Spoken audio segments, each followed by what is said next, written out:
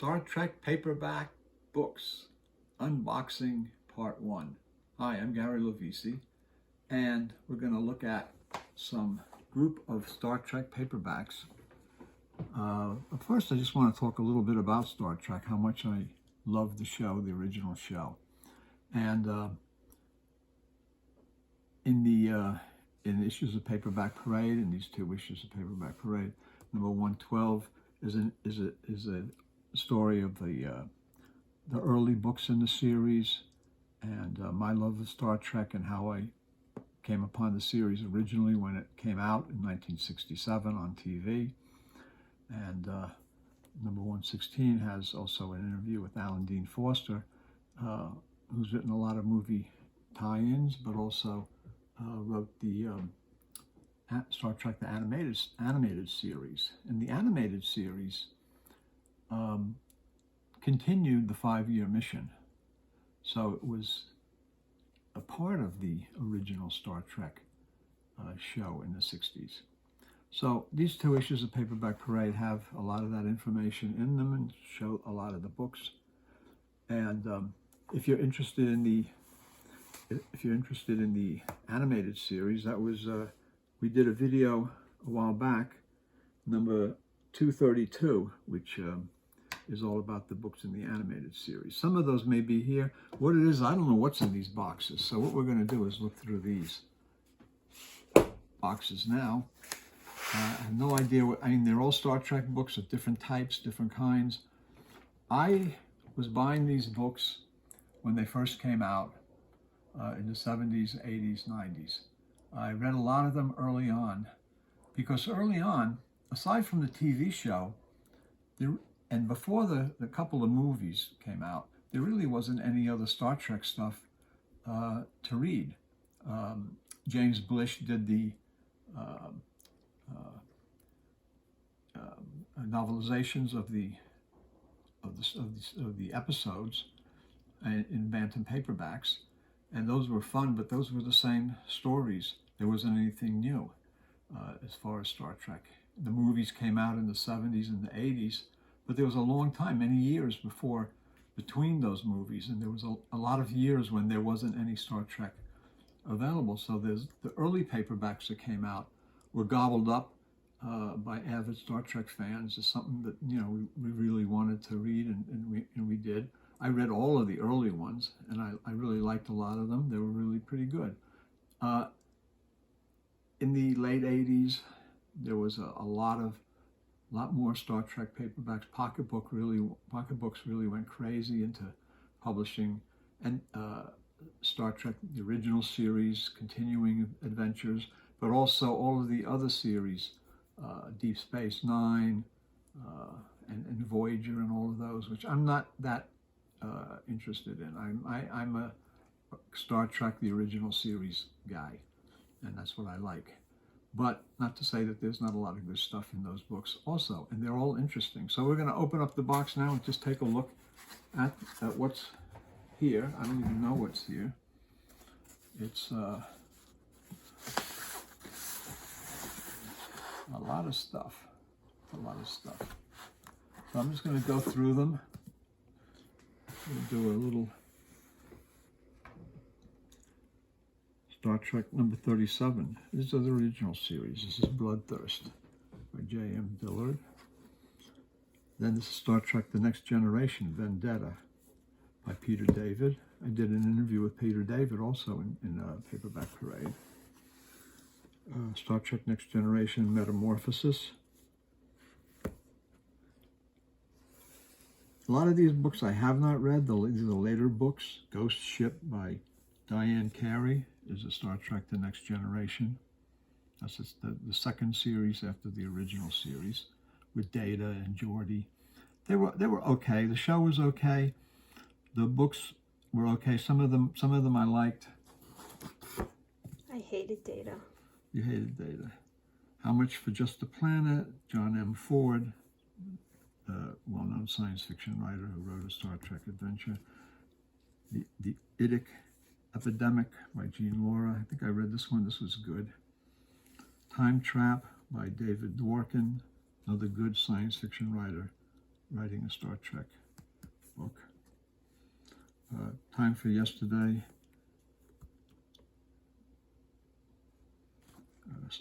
Star Trek The Next Generation. Hard Rain. These were set in the holodeck, I think, which I was not too much enamored of. Then you had Deep Space Nine. We have a few of those. Book 2. A lot of these books have their. So this is book 2 of this series in Deep Space Nine. So there's a whole lot of those series within a series. This is the original series, the Janus Plague, or the Janus Gate, by L.A. Graff, and that's book 3. This is book 2 of that series, the Janus Gate. Vulcan's Glory by D.C. Fontana, who was one of the original Star Trek writers and people that was involved with the show. Then the Star Trek Voyager with Captain Janeway. This is Fireship. Star Trek Voyager. Star Trek Voyager 6, The Murdered Son. Did not like that series. But you bought the book anyway. I bought the books. I wanted to read them. I read some of them. This is actually a dupe. We found a dupe. I'll hold those out. Might be a reprint though. Star Trek: The New Frontier, Peter David. That's book 4 in that series. Star Trek Spectre. This is a novel by William Shatner. The Janus Gates, book 1 of 3, present tense, by L.A. Graff, based on the original Star Trek series with the original nice cover. Captain Kirk. There's my man, Captain Kirk. That's what I like. Memory Prime. Star Trek 42 in that series. And this is the Starlog Science Fiction Universe, Star Trek's greatest guests, interviews, celebrity sightings, backstage stuff. So this is like Star Trek, stuff about Star Trek. The next one is The New Earth, book 1 of 6, Wagon Train to the Stars. That was originally what Gene Roddenberry envisioned Star Trek to be, kind of a science fictional wagon train, which was a Western TV series, and this is a Western series, Wagon Train to the Stars. This is by Diane Carey. This would probably be pretty good.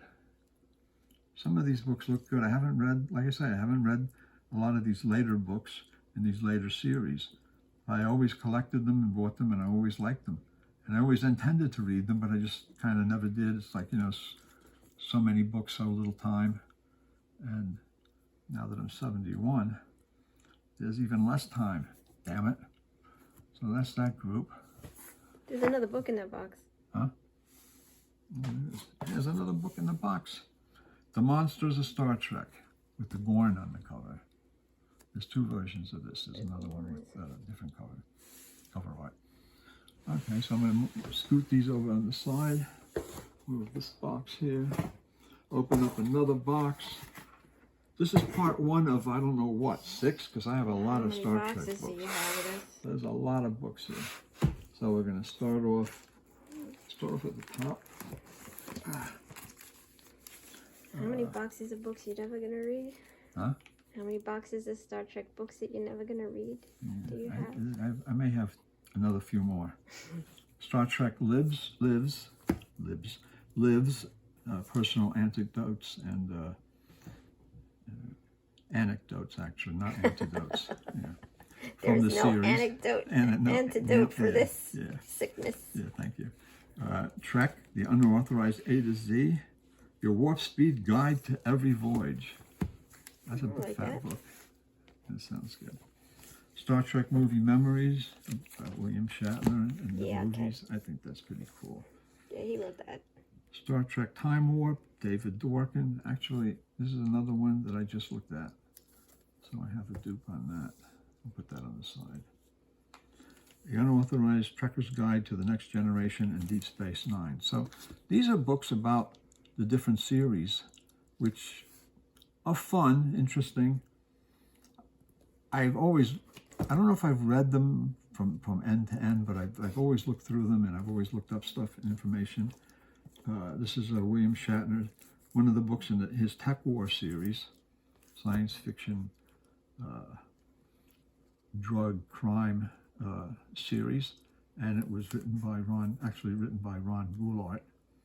And it's funny because in all the books, it always has a little bit of a little dedication by William Shatner, and it's kind of like to Ron Goulart. This book would without whom this book would never have been written, or something like that. And it's like, of course, because actually Ron wrote the book. And I think there's 3 or 6 books in this series or something. There's 3 and then maybe another 3. Yeah, Shatner was one of the best writers that never was. Yeah, let me see. There's another book by William Shatner. Let me see if it says anything in here.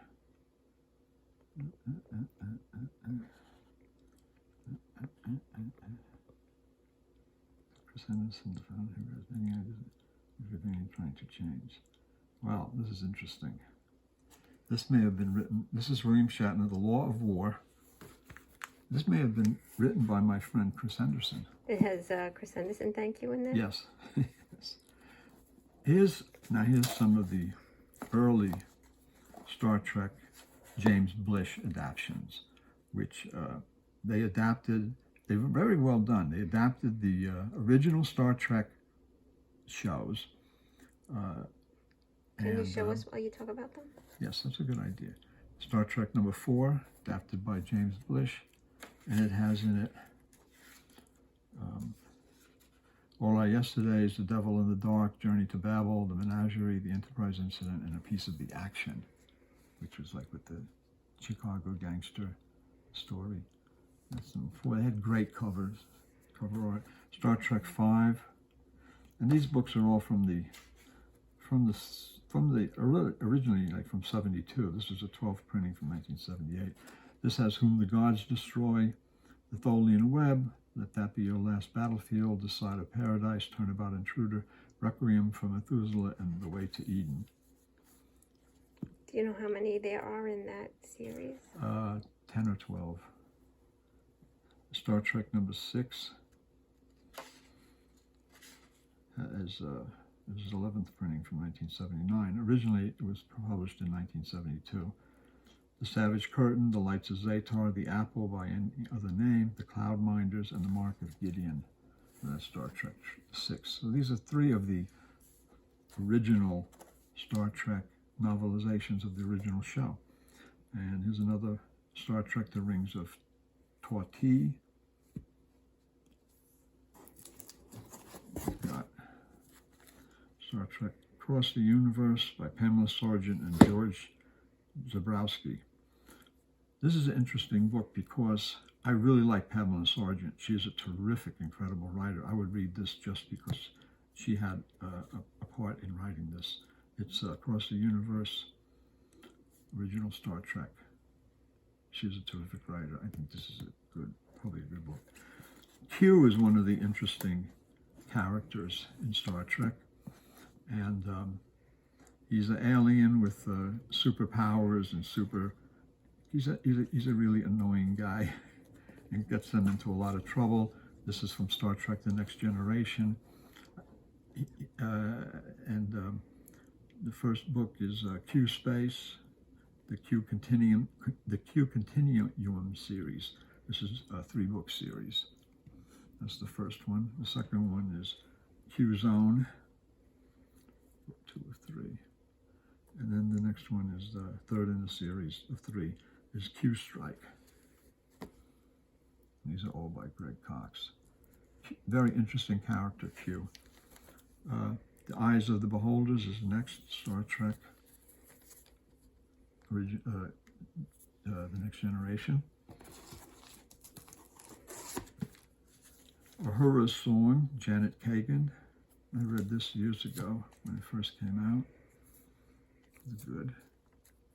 The Prometheus Design by Sandra Marshak and Myra Colbrith. I read this when it came out. In 1982. These two authors wrote a lot of Star Trek short stories and fiction, and pretty good stuff. This is Prometheus Design. I like that book. The Dominion War, book number 1. This is a 1 of 4 series, Captain Picard, and it has a what do you call it? Tipped in photo of Captain Picard. Who Captain Picard was okay, but wasn't no Captain Kirk. Let's get that right down there. The next one is The Dreams of Raven by Carmen Carter. Star Trek is number 34. And I'm going to move this out of here for a minute. My Enemy, My Ally, Diane Duane. This I read when it came out. This was really good. These are, this is Devil World by Gordon Eklund. This is a reprint with new cover art. This is a really good novel. He's a good science fiction writer. Trek to Mad World is another one that this is a new edition with new cover art. It was published in the early 70s originally. The Entropia Effect by Vonda McIntyre. Really good science fiction novel. Good writer. And this is another version of that edition. So this is the Timescape first edition, paperback original. I believe, unless there was a hardcover that came out first. I think it's a PBO. And then this is the reprint in the Star Trek series number 2. Is that Sulu with long hair and a mustache? Yeah. Yes, it is. So there you go. Looking at a group of Star Trek books in no particular order whatsoever. But I have a lot of Star Trek books, and I think it's time that I can show them to you, and that if you're a Star Trek fan, I think you're going to enjoy seeing some of these. You've probably read a lot of them, and you've probably seen some of them, but there's a really lot of them. Well, at one time I was planning to do a Star Trek issue of Paperback Parade, which I have done now. But what I was planning to do was actually a book on all the Star Trek books that have been published in paperbacks. And there were so many, and I was buying every one as they came out, and I was collecting them all. And as time went on, other things got in the way. I never really completed that list. But after a while, after many years, it just became like, there's just so many books, I can't keep up with them. And I just decided that I would just put that on the side, because there's something, Star Trek is just too big to handle. I mean, as far as all of the various TV series, all have TV tie-in paperbacks, many books in the series, many subsets of series, sub-series and things. So it's quite complicated with all the books in the Star Trek universe. But it's fun to look at them.